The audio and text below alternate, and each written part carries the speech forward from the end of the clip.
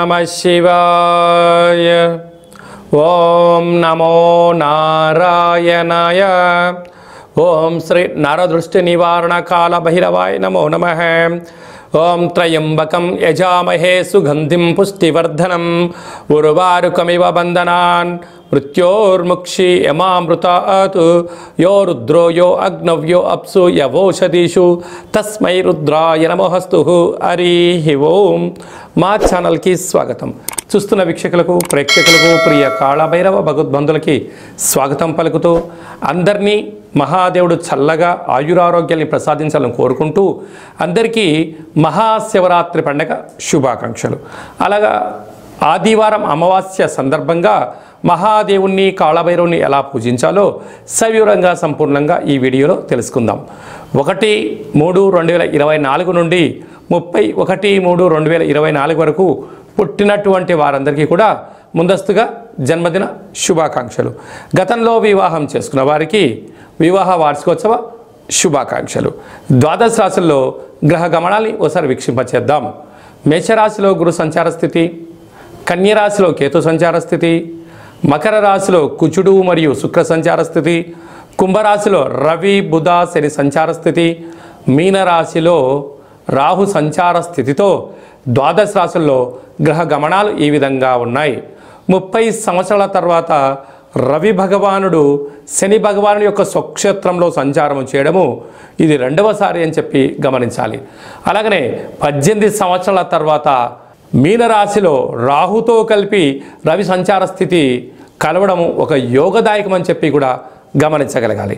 9వ తారీఖున శుక్ర భగవానుడు కుంభరాశిలోకి సంచార స్థితి, 8వ తారీఖున బుధ భగవానుడు మీనరాశిలోకి సంచార స్థితి, 15వ తారీఖున రవి భగవానుడు మీనరాశిలోకి సంచార స్థితి, 16వ తారీఖున కుజుడు కుంభరాశిలోకి సంచార స్థితితో ద్వాదశ రాశుల్లో గ్రహ గమనాలు ఈ విధంగా ఉన్నాయి। మేషరాశి వారికి ఎలా ఉండబోతుందో ఈ వీడియోలో సవివరంగా సంపూర్ణంగా తెలుసుకుందాం। మహాశివరాత్రి సందర్భంగా, ఆదివారం అమావాస్య సందర్భంగా, కాళభైరవాష్టమి సందర్భంగా ఈ మేషరాశి వారు ఎలాంటి విధి విధానాలు పాటించాలో తెలుసుకుందాం। మేషరాశిలో ఏ నక్షత్రాలు వస్తాయనగా అశ్విని నక్షత్రంలోని 4 పాదాలు, భరణి నక్షత్రంలో 4 పాదాలు, కృతికా నక్షత్రంలో 1 పాదం కలిపితే మేషరాశి। చాలామందికి డేటా ఆఫ్ బర్త్లో లేనటువంటి వారికి పేరు యొక్క మొదటి అక్షరాన్ని అనుసరిస్తూ ఆ రాశిని తెలుసుకునే ప్రయత్నం ఏదో తెలియజేద్దాం। చూ, చే, చో, లా, లి, లు, లే, లో, ఆ అక్షరాల వర్ణం మేషరాశి జాతకులే। మేషరాశి యొక్క అధిపతి కుజుడు। అలాగనే వీరికి వ్యయంలో రాహు సంచార స్థితి ఉండడం వలన చిన్న చిన్న విషయాలకు ఆందోళన కలగకూడదు। వీరు ఎదిగే కొద్దీ ఒదిగి ఉండగలగాలి।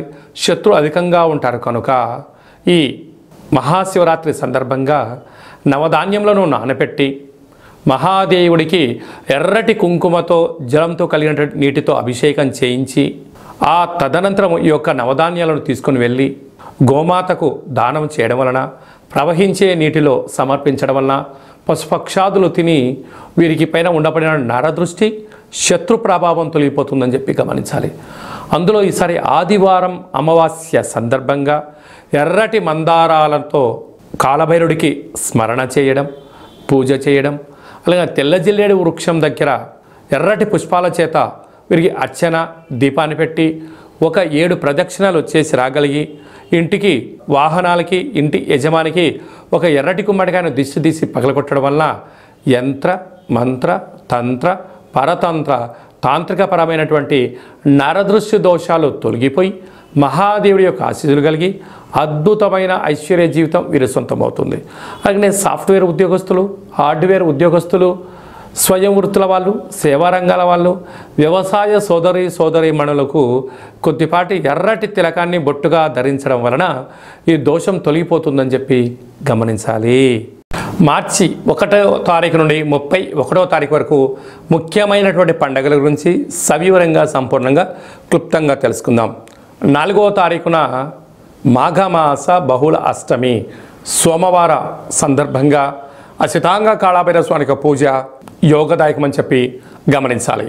అలాగనే 8వ తారీఖున మహాశివరాత్రి పండుగ శుక్రవారం ధనిష్ఠా నక్షత్రం శతభిష నక్షత్రం సందర్భంగా మనమందరూ కూడా మహాదేవునికి యథాశక్తిగా పంచామృతములతో మనకు ఏ యొక్క ఫలములైతే సౌలభ్యమవుతాయో మారేడు దళాలతో స్వామివారికి అభిషేకం చేసుకున్నట్లయితే సకల శుభాలు కలుగుతాయి. మన యొక్క దేవాలయంలో 12 సహస్ర శివలింగేశ్వర స్వామివారికి 1,00,000 రుద్రాక్షల భగవంతుడికి నిత్యము రుద్రాభిషేకం చేయడం జరుగుతుంది. అలాగనే శతరుద్ర హోమం చేయడం కూడా జరుగుతుంది. కనుక భక్తులందరూ కూడా మీ యొక్క గోత్రనామాలని ఈ కింది నెంబర్కి వాట్సాప్ పంపించగలిగినట్లయితే మీ గోత్రనామాలతో అభిషేకం చేయించి విభూతిని రుద్రాక్షను ప్రసాదంగా పంపించడం కూడా జరుగుతుంది. మీకు అభిషేక కార్యక్రమాన్ని వాట్సాప్ ద్వారా లైవ్ కూడా చూపించడం జరుగుతుంది. కనుక భక్తులందరూ కూడా మీ గోత్రనామాల్ని ఈ యొక్క కింది నెంబర్కి వాట్సాప్ పంపించగలరు.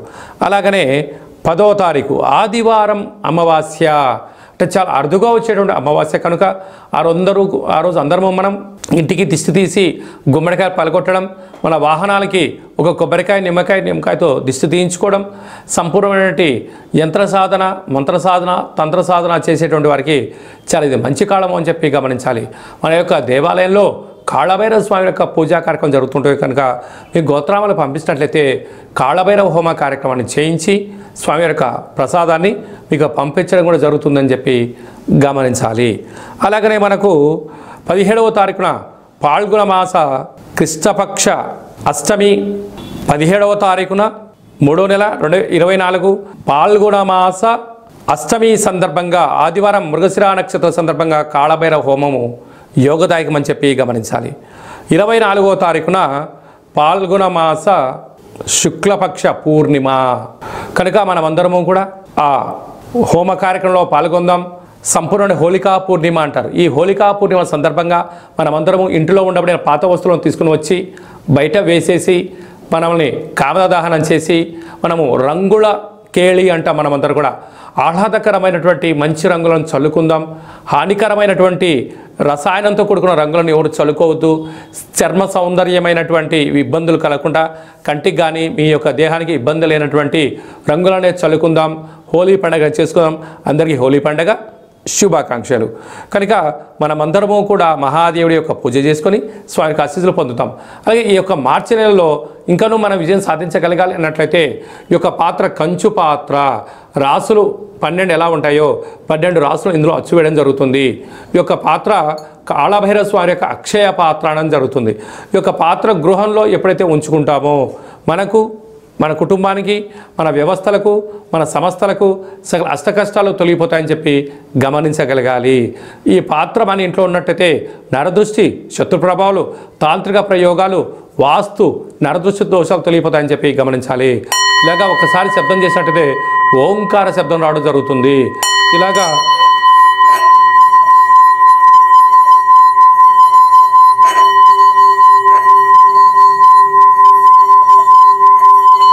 ఈ యొక్క శబ్ద తరంగాల ద్వారా మానవుని శరీరంలో ఉండబడిన చక్రాలు వికసింపచేయడం, ఇంట్లో ఉండబడినటువంటి జ్యేష్ఠాదేవి బయటికి వెళ్ళడం, బయట సంచరిస్తున్నటువంటి మహాలక్ష్మీదేవి అమ్మవారు మన గృహానికి రావడం జరుగుతుంది. కనుక ఈ యొక్క పాత్రతో పాటు పిరమిడు, స్వామి యొక్క డాలరు, కంకణము, ఒక కాళభైరవ హోమ కార్యక్రమాన్ని ప్రత్యక్ష ప్రసారంగా చూపించి మీకు ప్రసాదంగా పంపించడం జరుగుతుంది.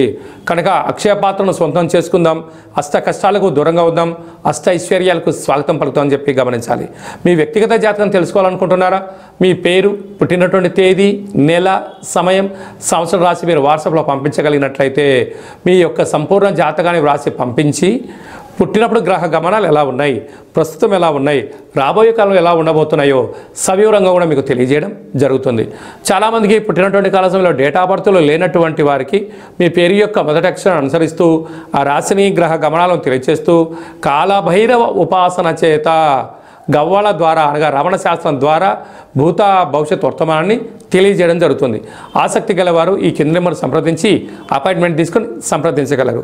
మీ అమ్మాయికి కానీ అబ్బాయికి కానీ ఎంత ప్రయత్నం చేసినా వివాహం అవ్వడం లేదా, వచ్చేటువంటి సంబంధం ఎలాంటి సంబంధమో తెలుసుకోవాలనుకుంటున్నట్లయితే మీ యొక్క అబ్బాయి యొక్క జాతకంలో కానీ అమ్మాయి యొక్క జాతకంలో ఏంటి దోషాలు ఉన్నాయి, ఏంటి యోగాలు ఉన్నాయి, వచ్చేటువంటి వధు వరులలో సంపూర్ణమైన వారి యొక్క గ్రహాల యొక్క పరిస్థితి, గణాలు, గుణాలు సమ్మేళనాన్ని తెలియజేయడం జరుగుతుంది.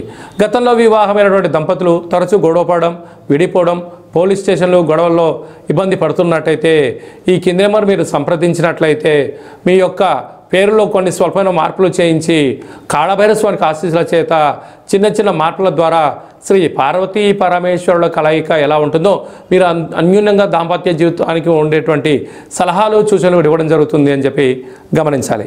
మీకు అబ్బాయి కానీ అమ్మాయి కానీ చిన్నపిల్లలు పుట్టినట్టయితే పుట్టినప్పుడు వాళ్ళ పేర్లు ఎలా పెట్టాలి, ఆధ్యాత్మికంగా ఎలా ఉండాలో సవివరంగా సంపూర్ణంగా కూడా తెలియజేయడం జరుగుతుంది. అలాగే మీ పుట్టినరోజు కానీ మీ మ్యారేజ్ డే కానీ మాకు ఈ నెంబర్కి పంపించినట్లయితే మన యొక్క దేవాలయంలో రుద్రాభిషేకం కాళభైరవ హోమాన్ని చేయించి ప్రసాదం కూడా మీకు పంపించడం జరుగుతుంది. చాలామందికి వాస్తు జ్యోతిష్యం నేర్చుకోవాలి తెలుసుకోవాలనుకుంటున్న వారందరికీ కూడా మన యొక్క దేవాలయంలో కాళభైరవ ఉపాసన జ్యోతిష్యము వాస్తు నేర్పించడం జరుగుతుందని చెప్పి గమనించాలి. అందరిపైన భగవంతుడి యొక్క ఆశీస్సులు ఉండాలని, మహాదేవుడి యొక్క ఆశీస్సులు, ఆదివారం అమావాస్య ఆశీస్సులు ఉండాలని కోరుకుంటూ ఆశీర్వచనం. ఓం కాళకాలాయ విద్మహే కాళాతీతాయ ధీమహి తన్నో శ్రీ స్వర్ణాకర్షణ కాళభైరవ ప్రచోదయాతు. శతమానం భవతి శతాయ పురుష సతేంద్రియ ఆయుష్యేవేంద్రియే ప్రతిష్టతి. ధనం ధాన్యం బహుపుత్రలాభం శత సంవత్సరం దీర్ఘమాయు. సర్వే జనా సుఖినో భవంతు. లోకా సమస్తా సుఖినో భవంతు. సర్వం శ్రీ కాళభైరవ దేవతార్పణమస్తు.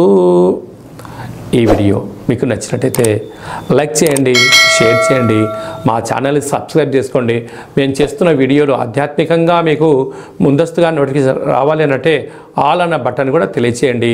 మీరు ఎవరి క్షేమాన్ని కోరుకుంటున్నారో, మీ క్షేమాన్ని ఎవరైతే కోరుకుంటున్నారో ఈ ఆధ్యాత్మికమైనటువంటి సందేశాన్ని వారు కూడా ఫార్వర్డ్ చేసి హిందూ ధర్మాన్ని కాపాడండి.